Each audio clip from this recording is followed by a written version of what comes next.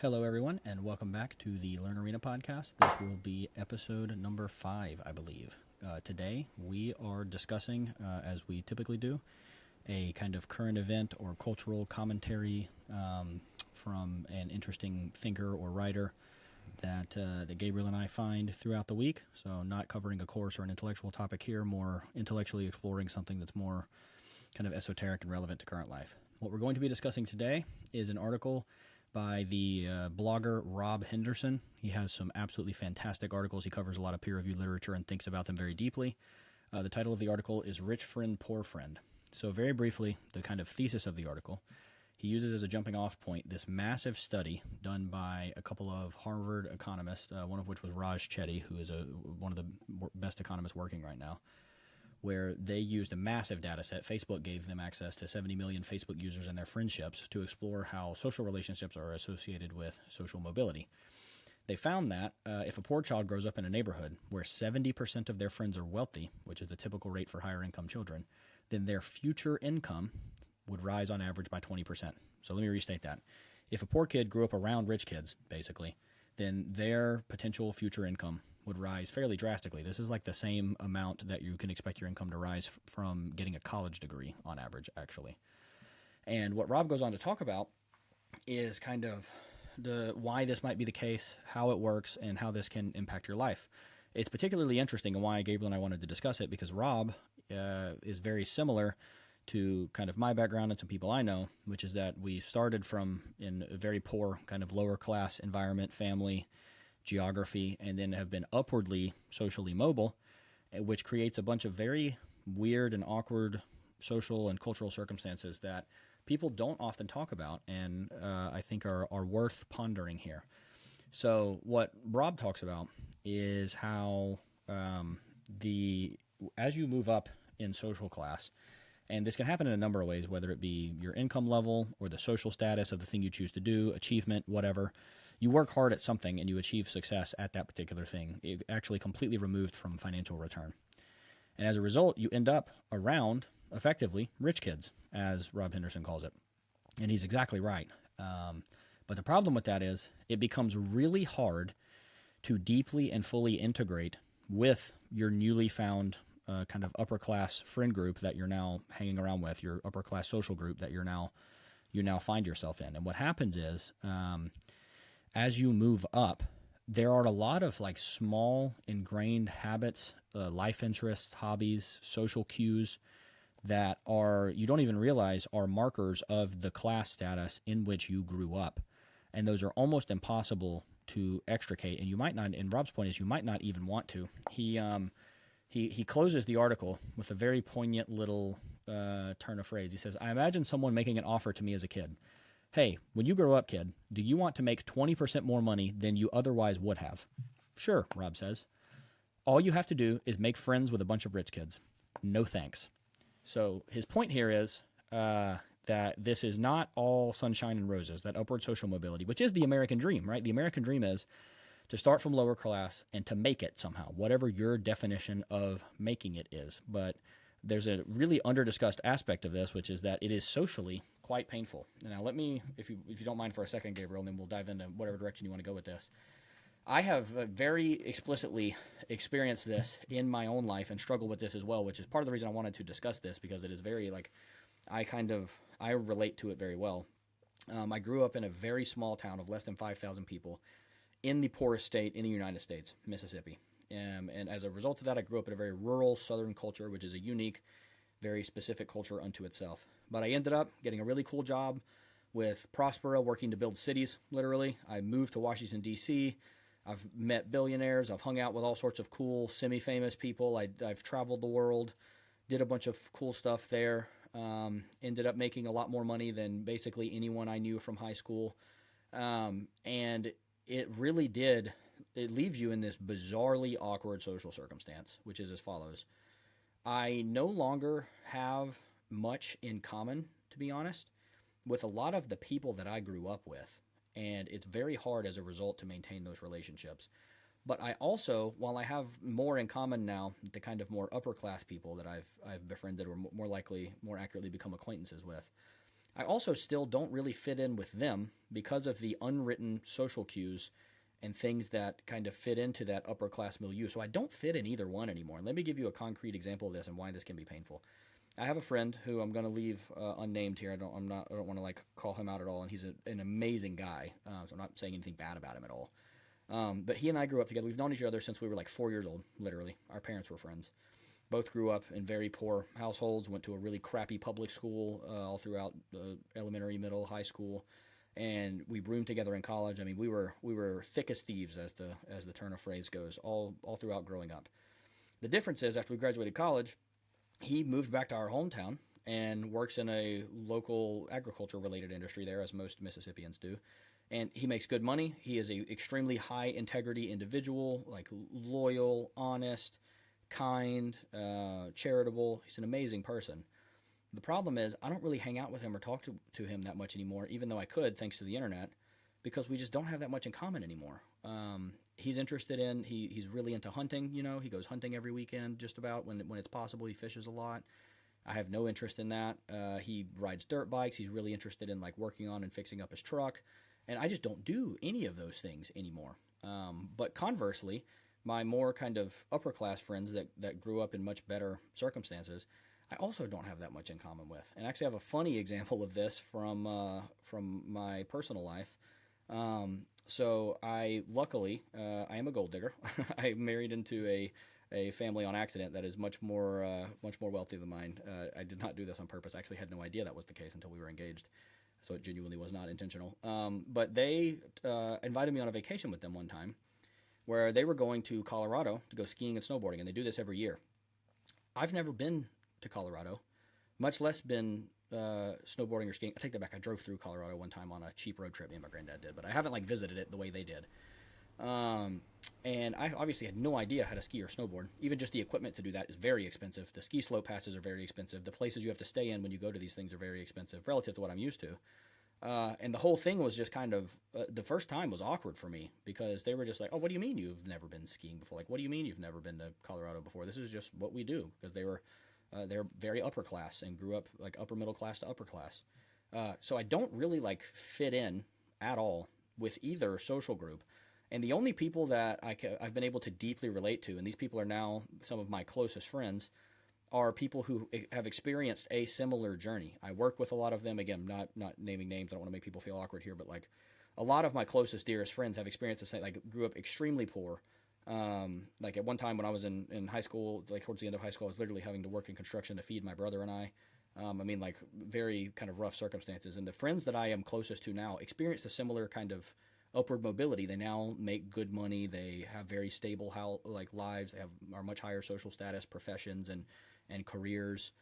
And those are the people that I kind of connect with and relate to most, just purely because they've been through the same journey. But that's a very small pool of people. It's smaller than the upper class pool of people or the lower class pool of people. So I find this a really interesting and weird quirk of American culture that we don't talk about, because people associate discussions of class with Marx, and they're just like, oh, Marxism, but like Marx had a point with some of this. And I think this is one of the ways one of the things on which he had a really good point. And I really don't know kind of what to make of this or if there's even air quotes a way to fix it. It's just a really weird trade-off.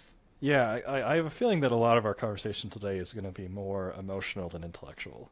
Because so my experience was very different.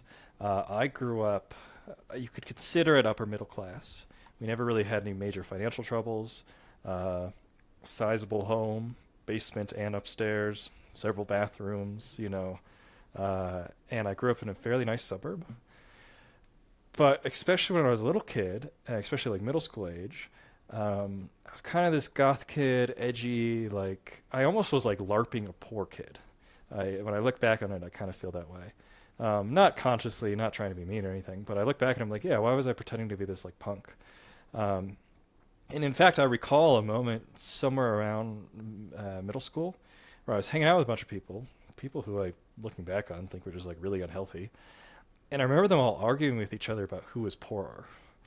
And I stayed away from it. I kind of knew that I had no place in this, but they're like, yeah, I'm on welfare. Or like, oh yeah, my mom died. And there was this weird culture of like I was born in it. And so this is my identity now.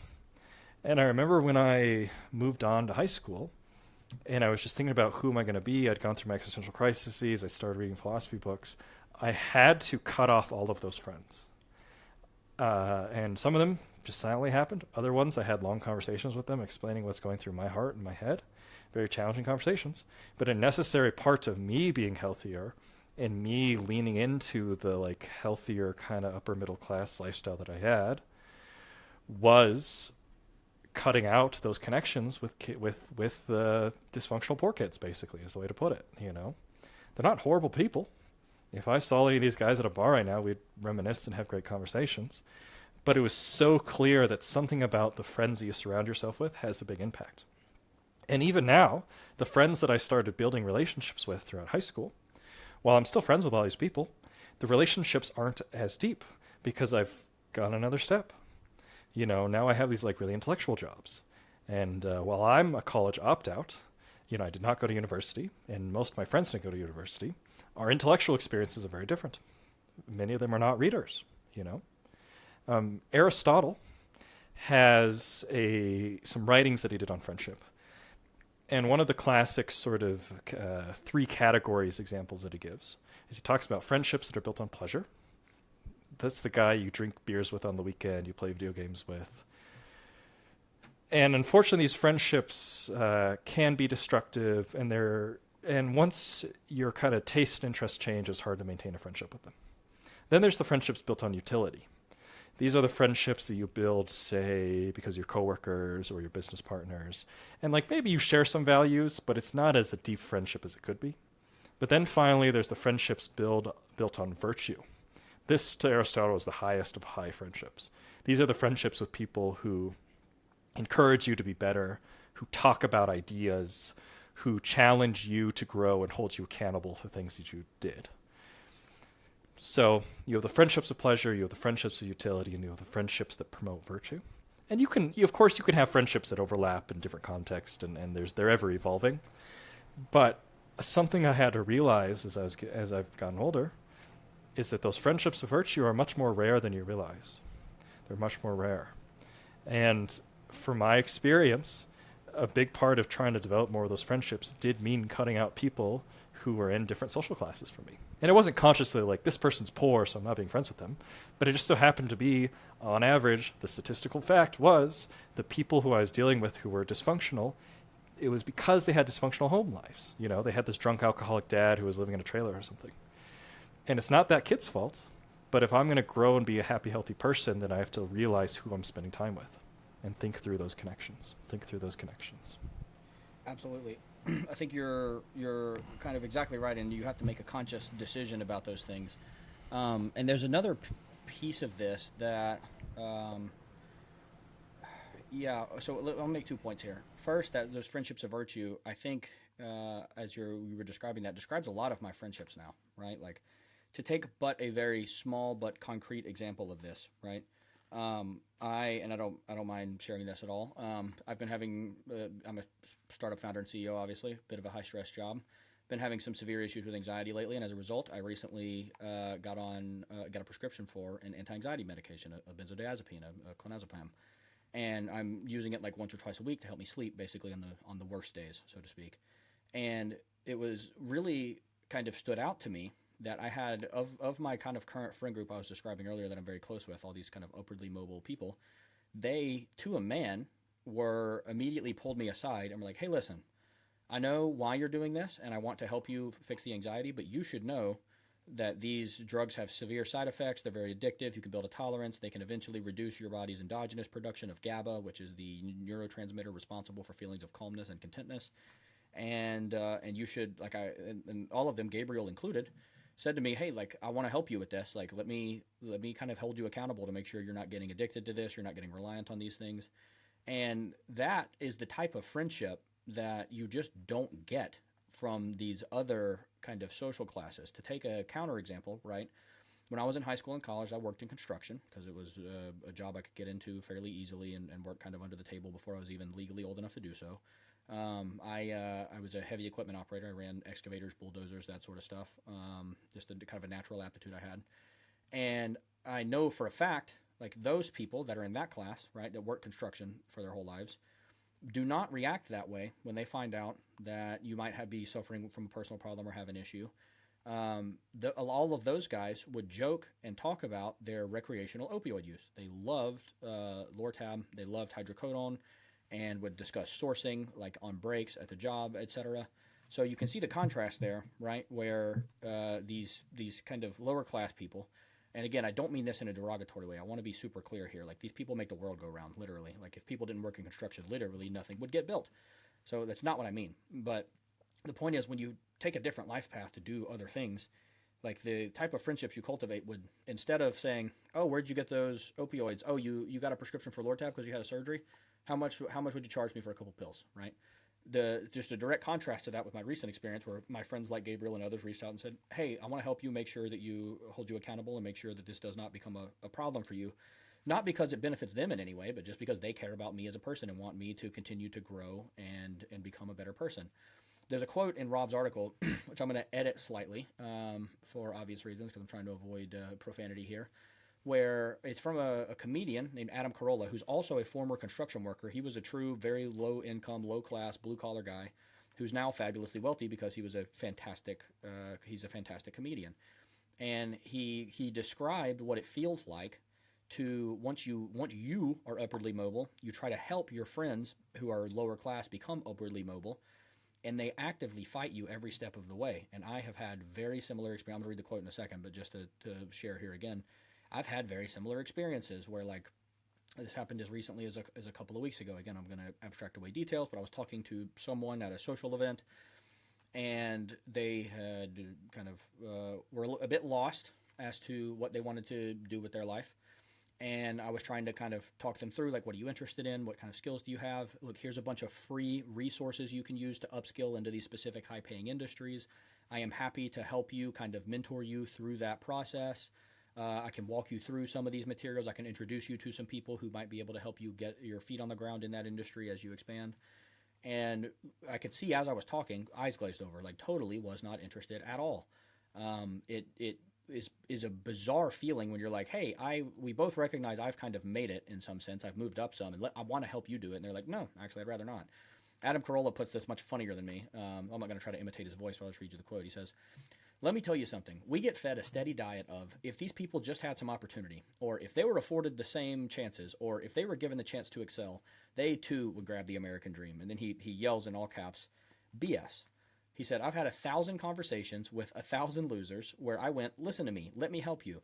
And they said back to me, 'Forget you, talk to the hand.' This notion of, oh, these poor people, they're so noble and all they want is a chance. Are you nuts? Everyone I tried to help from my old neighborhood has told me to go off myself. Every one of them. All poor, all losers, all making the same mistakes over and over again, refuse my help out of some insane sense of pride in their current position. Like, opportunity is a stick of kryptonite to these people. If they were Superman, they do everything they can to avoid it. They get all puffed up and tell me how they roll and what they do and their plan and how I'm not the boss of them. The idea that they just need a helping hand, this is something we have signed off on, like, as a society. No way. In my experience, almost everybody I have extended a helping hand to and went, 'Here's what we can do,' has actually treated me worse than when I was just a loser like them. None of them take your advice, none of them say thank you, and no one takes opportunities. I'm not even just talking about poor people, by the way. Another friend of mine went to UCLA and Berkeley, and I told him to come be a writer on my new TV show, and he just replied that, no, I'll come up with my own thing. The same thing he's been saying for the last 5 years. Then he asked if he could borrow one of my cars for a date. Forget these people." So again, he puts it much more vehemently and aggressively than I might would. I'm not co-signing all of that. My point is more just that there is a lesson in there, which I'm curious if you've experienced as well, Gabriel, that once you are kind of upwardly mobile but still have these ties to your original kind of lower social class, you get this bizarre, and it's been heartbreaking for me, to be honest, where you're like, I see the potential in you. Like, I know what you could do, but you refuse to do anything about it and won't let me help you, and in fact actively fight at every turn. Yep. Doing so, and actively make the same mistakes that keep you where you are over and over and over and over. Oh yeah, absolutely. This this whole speech, this whole rant he went on, extremely powerful, super relatable. Time and time again have I talked to friends, even friends that are sometimes older than me, but who are just kind of struggling in their finances or struggling in their economic position. And I'll ask them really simple questions like, do you save money at all? do you know what compound interest is? And ideally not doing this in like a judgy kind of mean way, but just having casual conversations. And there's a huge difference between like if you and I are talking or some of the other guys we work with, and like we're saying, oh, here's my portfolio, here's my returns, this is how I think about investing, so on and so forth, versus friends who, and I don't mean the people who are so poor that they could never save any money, that they could never invest. That's not what I'm talking about. I'm talking about the people who have gotten out of that, but are now stuck in that lower to just standard middle class. And the opportunities are there, but they just don't seem interested philosophically in embracing them. And in fact, a lot of these people even philosophically reject wealth, right? There is an unfortunate correlation with being poor and being anti-capitalist. And it's not surprising why that would be the case. Not only does it give you someone to blame, but it also makes you feel better about your own situation. And also potentially, maybe there is a reason to blame rich people for your problems in certain specific contexts, but in general, it can be kind of a cop-out. And I've had these experiences over and over again. People who will kind of laugh at the notion of saving money, like, oh, well, I'm going to die anyway. It's like, oh, man, you've made it this far. I've heard that exact turn of phrase. Yeah, it's very strange. It's like, look, compound interest. If you just put $100 in a month, just $100, and you get the basic 8% return, you could be a millionaire when you retire. That's great. That's awesome. And the response is, oh, who wants to wait 60 years? I'm going to die anyway. Not worth it. Where it's like, oh, man, dude, just $100? You could afford it. I know you can. You spend that much on weed, Exactly. Stop smoking blunts, put it in a pipe. You'll save $100 every month. Right. It's wild. You are exactly right. So I have two anecdotes I want to share related to this, and then another point I want to make after that, and then we'll break with kind of the lesson from all this that I think we want to convey. So the two anecdotes are as follows. First, and I want to hear if you experience this too. When I first started becoming upwardly mobile, so my first kind of job out of college that was kind of higher social status was really weird. Basically, I worked for this absolutely amazing, magnanimous entrepreneur who had just sold his company and therefore was looking to make a positive difference in the world because now he had the kind of free time and the capital to do so. And so he hired me, and he said basically I could do any project with him that would create prosperity or well-being in the world and liberty. If I could advance prosperity, well-being, or liberty, he would help me do it. As long as it wasn't too expensive, he would fund it, and I could work on whatever I wanted, right? When I got this job, a lot of my friends from my kind of hometown and prior social class, I was like intensely made fun of, like quite intensely, for everything from being called an egghead to saying like, that doesn't even make any sense. Like, what are you doing? Like, that's crazy. And this happened like all throughout growing up too. I'll be honest. I used to, like, just as a small example of this, right? I used to hide whenever we would have tests in high school. I would hide my test results when they passed the test back out because I would get so intensely made fun of for making good grades. This is the point Adam Kroll is making about how these people have some sort of insane pride in like being bad. I got called a tryhard all the time, as if that was an insult. I got called a tryhard all the time for like if we were reading something in English class, I would read way ahead of the book and read other books by the same author to get into that kind of intellectual milieu and understand what's going on a little more. I would try to ask questions in class, but I eventually stopped doing that even because, again, I would get called a tryhard and get made fun of and say and get called a nerd and all this kind of stuff. And I'm not sitting here either A, bragging, oh, look how smart I am, because when I got to college, I rapidly found out I am not as smart as I think I am. It was a very humbling experience I desperately needed. And B, like obviously I'm fine. Like I'm an adult. This stuff doesn't bother me in the slightest anymore. But it was an important formative experience for me because it wasn't just that these people, like Adam Carolla says, are just like stuck, but if it weren't for opportunity, they would have more. There's like a crabs in a bucket phenomenon where they really, like I was intensely attacked socially for nakedly and openly aspiring to be a lot more and to do more.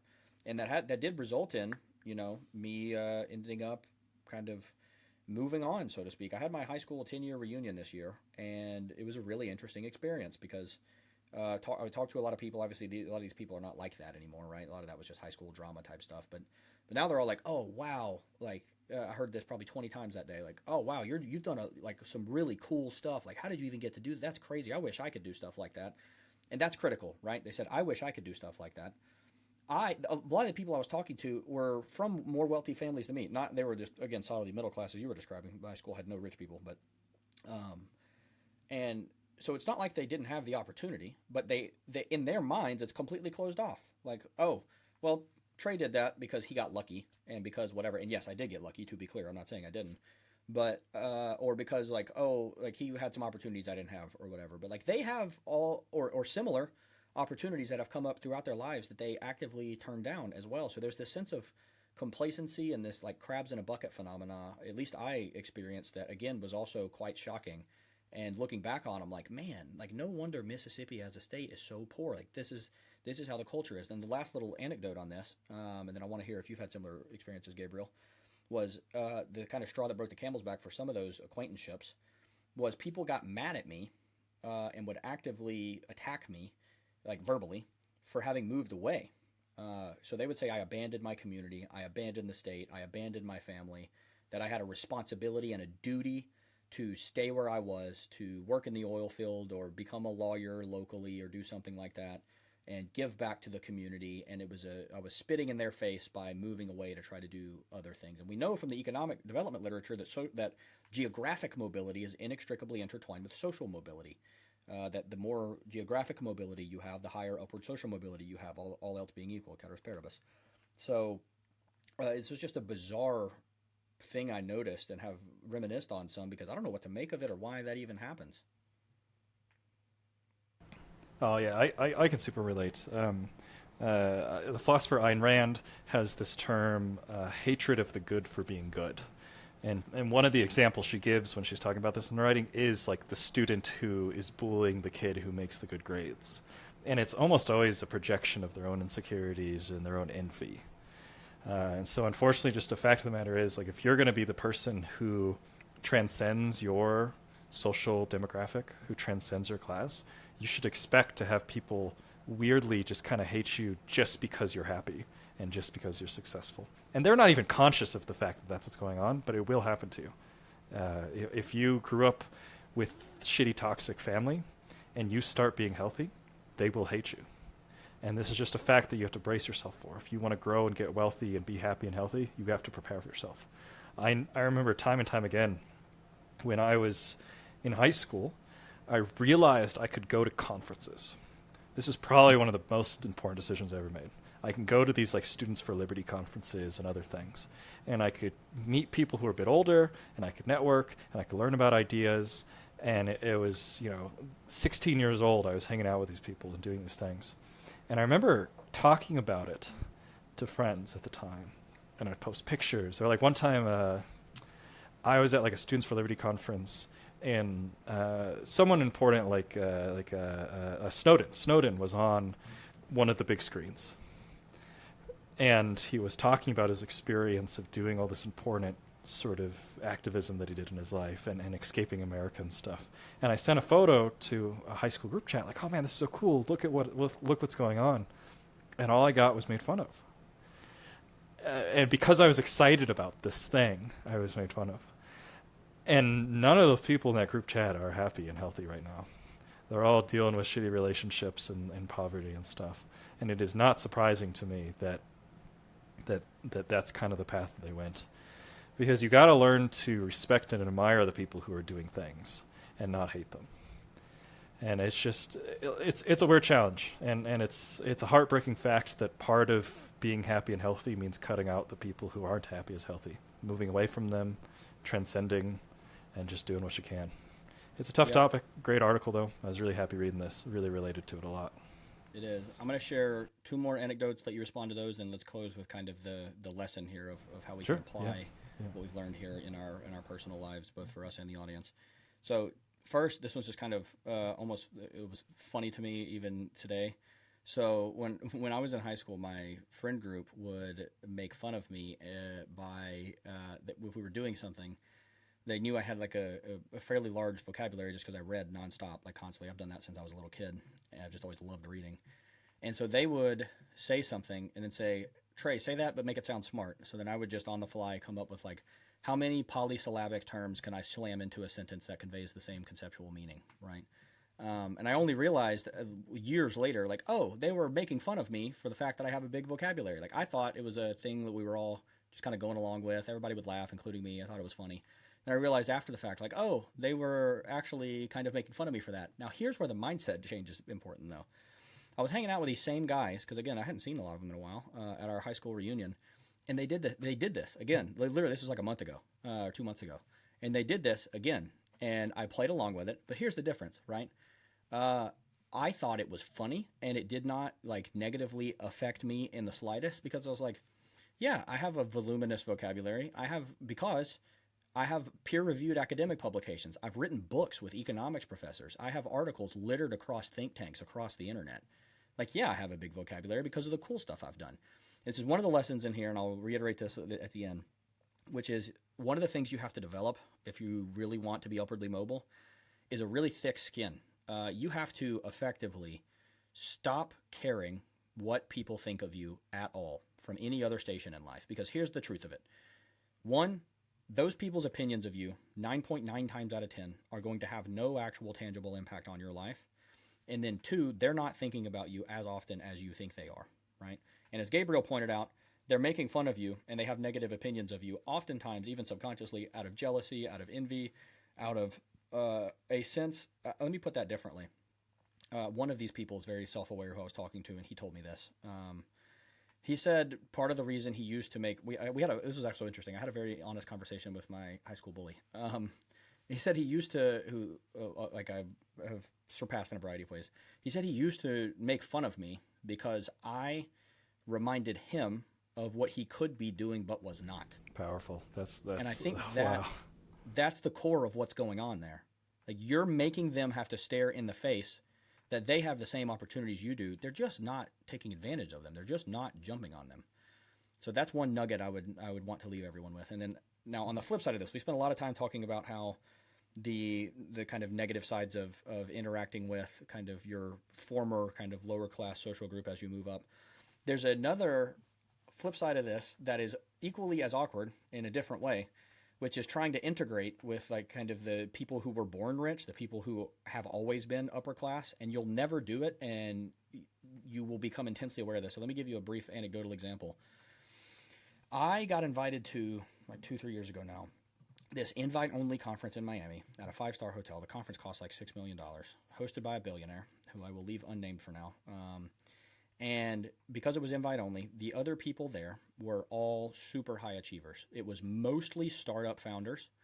There were probably 10 billionaires at the conference just wandering around. The whole hotel was closed only for us. It was like a safe kind of social environment. Everybody knew it was invite only and that you could only get invited if like you were someone, like you had done something.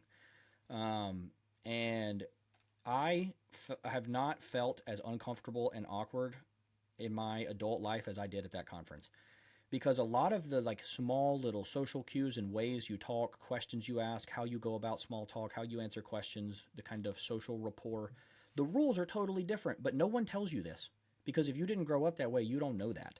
So you feel the whole time like, I am not supposed to be here. Like, very clearly, I am not one of these people. I don't know why or how I am here. I am not supposed to be here. And it doesn't just come up. They're much more subtle about it, right? So they don't just make fun of you like my lower class friends did as I was moving up. These people very subtly and adroitly just make you feel inadequate. Like, they're talking about their ski trip to Tahoe.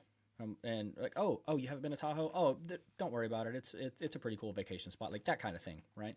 We're like, yeah, I can't relate to these people because I've never had the money, or what I even like as an adult now, when I have had the money, I haven't chosen to do that, right? Because I didn't know that was a thing that I was supposed to do to be part of this social group. So you'll feel like you stick out like a sore thumb in many ways, and you do is the funny thing. Like, these people know this, and you know that they know, and you know.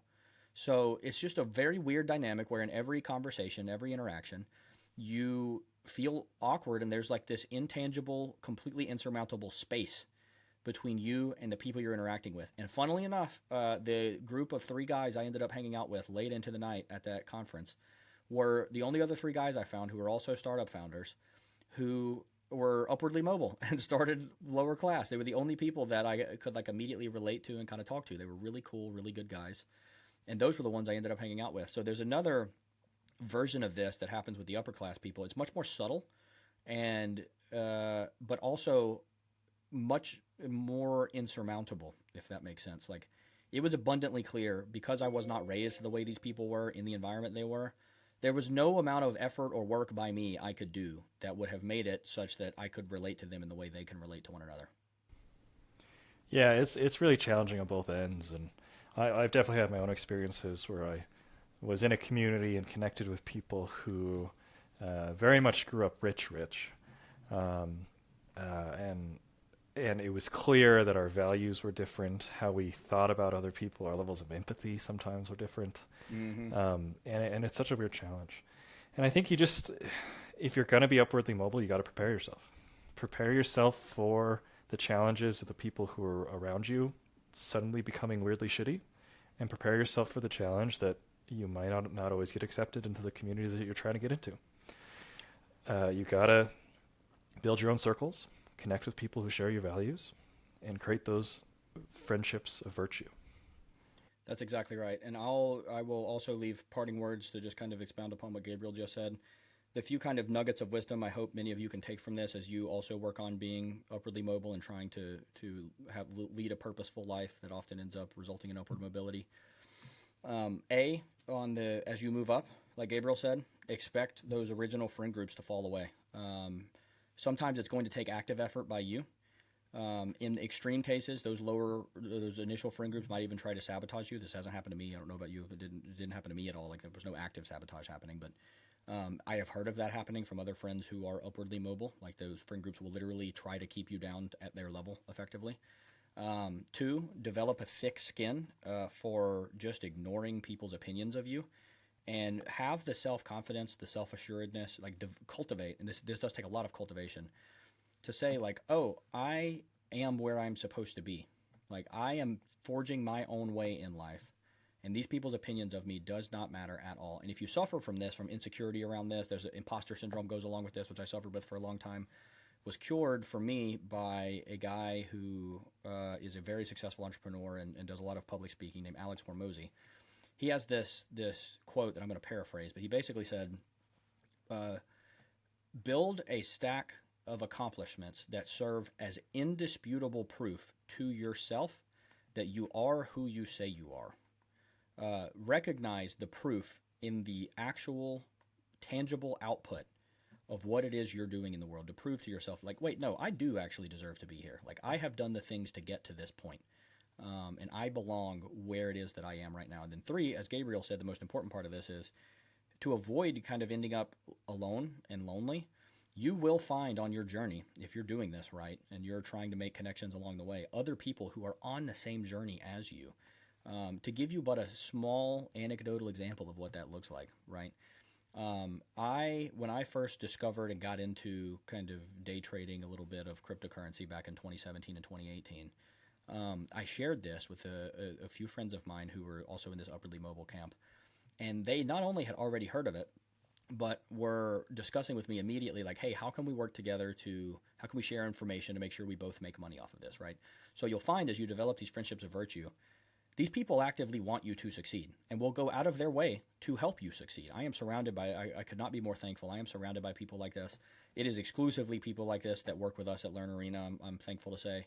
And it will lead to an incredibly fulfilling life where the kind of attack surface of luck and opportunity expands widely, because now you have networks of people and groups who desire the same things as you and recognize that there is a good in and of itself of helping you and you of helping them, even if you're getting nothing from it in the short term.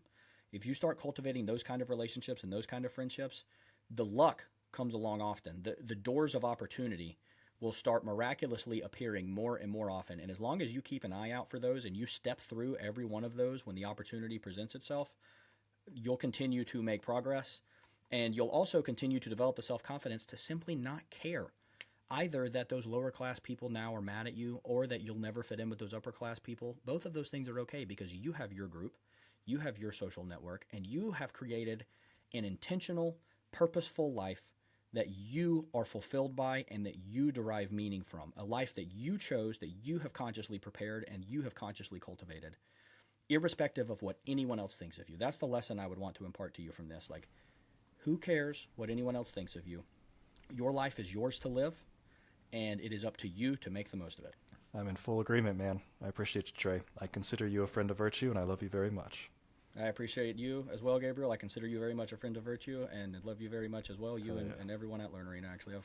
It doesn't often happen this way, but like the people we work with at Learn Arena have immediately and quickly become very close friends as well as coworkers. That's how you know you found the right group of people. Yeah, so. man. Awesome. Well, with that, we will break for the day. I hope you all learned something from this. Please like, comment, subscribe to the YouTube channel or wherever you're listening to this. And please go visit learnarena.com and subscribe there as well to support not just the podcast, but everything else we're doing. We have some courses there on the platform that can help you learn the skills, whether it be thinking rationally with the logic course or living an ethical life through the ethics course, to help you figure out how to live that purposeful and meaningful life. So please like, comment, subscribe, and go subscribe on learnarena.com as well. Thank you, everyone.